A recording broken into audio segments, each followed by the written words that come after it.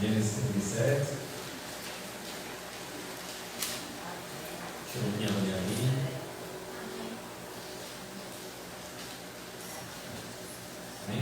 Ele diz assim a palavra do Senhor: Jacó habitou na terra de Canaã, onde seu pai tinha vivido como estrangeiro. Esta é a história da família de Jacó. Quando José era jovem, de 17 anos, cuidava das ovelhas e das cabras, junto com seus irmãos, os filhos de Bila e de Zilpa, que era a mulher do seu pai. E José contava ao pai as coisas erradas que os seus irmãos faziam. Israel amava mais a José que a todos os seus filhos, que era o único filho de sua velhice, e feito uma rúbrica atalhada de mangas compridas. Vendo, pois, seus irmãos, que o pai amava mais do que a todos, os outros filhos odiaram e já não podiam falar pacificamente. Sonhou também um grande sonho, e contou a seus irmãos, por isso o aborreciam ainda mais. Hoje lhe disse, rogo-vos ouvir este sonho que tive. Eis que estávamos atando molhos no meio do campo, e eis que o meu molho se levantava e também ficava em pé. E eis que os vossos molhos o rodeavam e se inclinavam ao meu molho. Então lhe disseram seus irmãos: Tu, pois, deverás reinarás sobre nós. Tu terás domínio sobre nós. Por isso, ainda mais o odiavam por seus sonhos e por suas palavras. Pouco tempo depois, José teve outro sonho mais uma vez, com todos os seus irmãos. Ouçam, tive outro sonho, disse ele. O sol, a lua e as estrelas voavam diante de mim. E encontrando a seu pai e a seus irmãos, repreendeu o seu pai e disse: Que sonho é este que sonhaste? Porventura viemos eu, Senhor, e teus irmãos, a inclinar os céus e terra?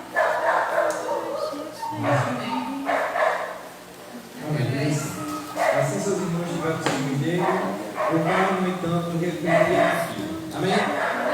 Por exemplo, igreja aqui, a história de José é uma história conhecida, né? Ultimamente muito falada.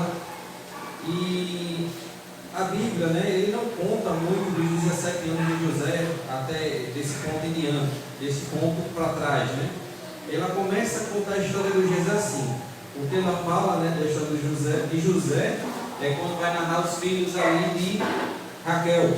Ele diz assim: Raquel teve José e Benjamim.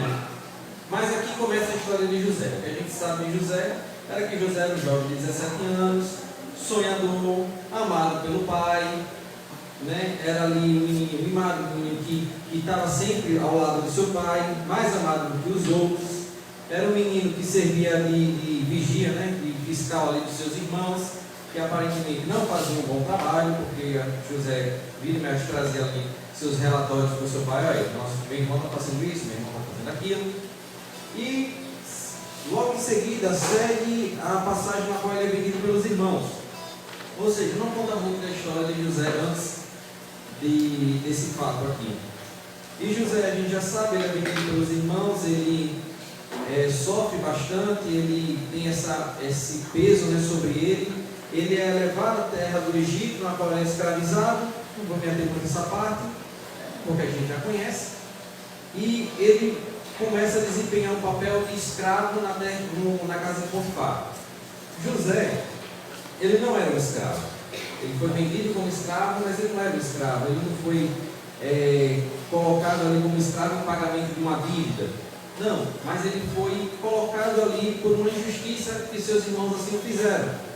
E mesmo ali com aquela injustiça, José, ele tem um comportamento mediante aquele fato. Ele poderia simplesmente ser um escravo qualquer, ou ele poderia fazer um bom papel. Ou seja, ser um bom escravo, né? Ter zelo pelo que você está fazendo, pelo que ele está fazendo. E a palavra de Deus diz no capítulo 39, versículo 5 assim: Desde que deixou, cuidando de sua casa e todos os seus bens, o Senhor abençoou a casa do egípcio por causa de José. A bênção do Senhor estava sobre tudo que Potifar possuía, tanto em casa como no campo. Ou seja, em amor, né, o amor de Deus ele transbordava na vida de José, que José fazia um bom trabalho. Ele era excelente naquilo que ele fazia, a ponto de Potifar chegar e dizer assim: olha, tudo aqui que eu tiver está sob o seu governo, está sob o seu domínio, para você poder cuidar, para você poder administrar, porque eu vejo que você é um bom administrador, você cumpre bem o seu papel, você é um escravo prendado, você é um escravo de primeira, então está tudo aí. E a palavra de Deus diz que por amor a José, as coisas iam bem na casa de Potifar. A gente conhece bem essa história. Segue ali, a mulher de Potifar tenta, seduzi-lo, ele corre, ele foge, mas mesmo assim ele é acusado e posto na prisão. E agora José ali não foi colocado nem em pagamento de nenhuma dívida para ser escravo e não cometeu nenhum erro para ser prisioneiro. Mas mesmo assim ele aceitou o fardo, ele aceitou a posição na qual ele estava ocupando naquele momento. E ali ele também segue-se com esse mesmo princípio, ele exerce bem a sua função, que é, no capítulo 39, versículo 23, diz assim: o carcereiro não se preocupava com nada do que estava a cargo de José, porque o Senhor estava com José. Ele conseguia bom êxito em tudo o que realizava.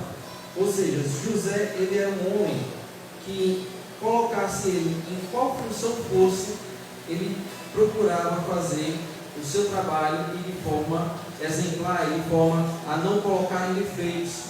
E era posto isso, na qual seus senhores diziam assim: olha, pode tomar conta, eu não vou nem vir aqui fiscalizar você, porque tudo anda bem quando está nas suas mãos.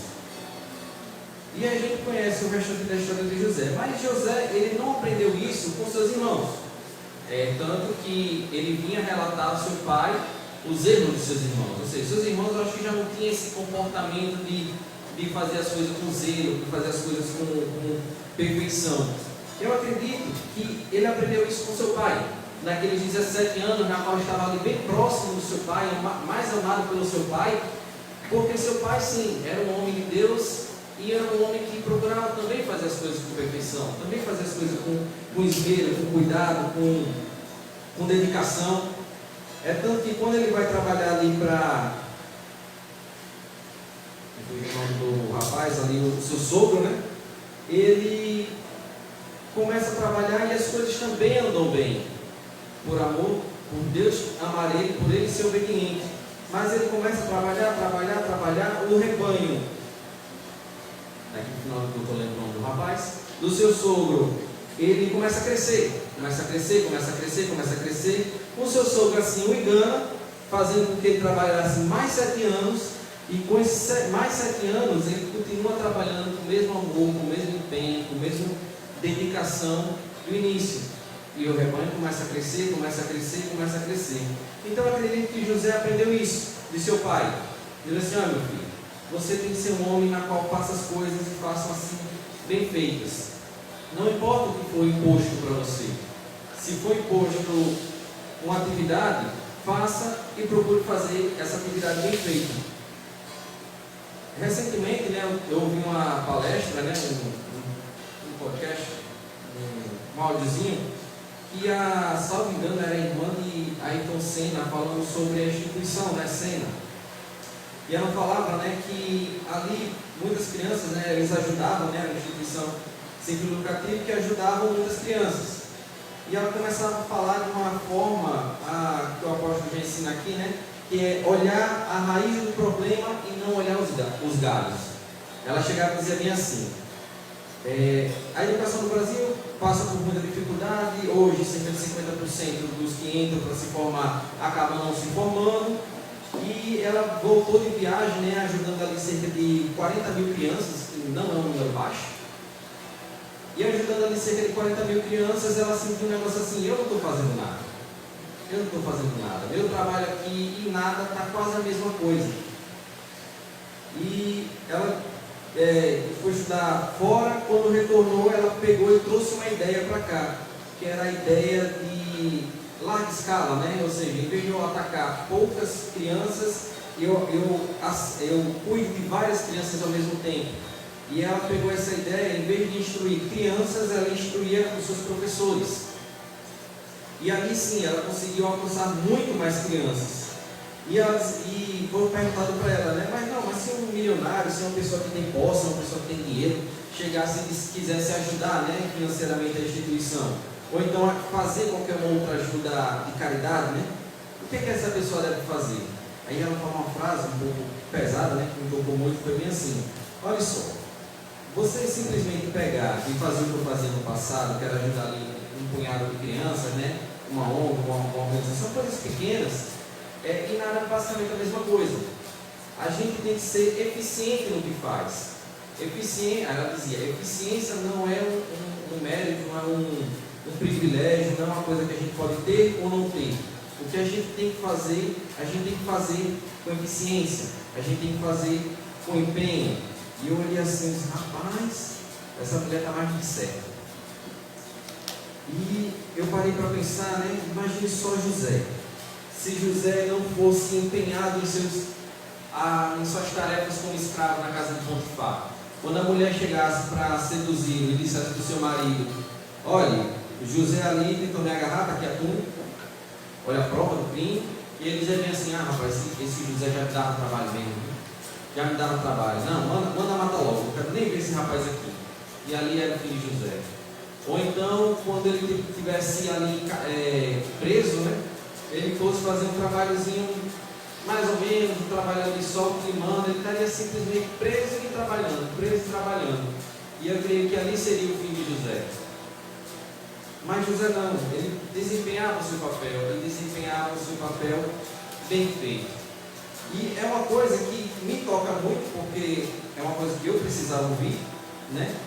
E eu quis passar isso para a igreja porque o preço de um trabalho executado com imperfeição ou não bem feito, ela é muito maior do que a gente pensa. A gente tem vários exemplos que a gente pode citar. Se José aqui não fosse desempenhar seu papel bem, ele não simplesmente ia morrer ali quando acusado de traição. Aquela nação inteira, suas nações vizinhas iam morrer de fome. Porque Jesus ele tinha um projeto na vida de José para salvar todos aqueles ali à sua volta da fome. E da mesma forma, Deus ele tem um projeto com cada um de nós que estamos aqui. E a gente hoje não vê, da mesma forma que eu creio que na época José não via ser governador do Egito, hoje a gente não vê o quão alto Deus ele pode nos colocar para ajudar, para socorrer. Mas para isso a gente precisa agir com empenho, com dedicação, com esmero em cada coisa que a gente vai fazer, para que Deus olhe, para que as pessoas olhem e digam assim, esse realmente é servo de Deus, esse faz as coisas ali direitinho e eu quero fazer as coisas assim como esse servo faz, eu quero servir a Deus dessa mesma forma, e que a gente tenha isso no nosso coração. Não é uma coisa fácil, né, de ser feita, e nem fácil de ser conquistada, porque isso é uma ideia que tem que estar dentro da gente. Não é uma coisa externa, não é uma coisa de momento, mas ela tem que estar dentro da gente. E ela só consegue estar dentro da gente se a gente buscar. Se a gente correr atrás e dizer assim, olha, tem isso aqui para fazer, eu vou procurar fazer bem feito. No início a gente vai fazer por obrigação, mas vai chegar um momento que a gente vai fazer por amor. Vai chegar um momento que a gente vai fazer porque a gente faz, e não porque a gente tem que fazer. Amém?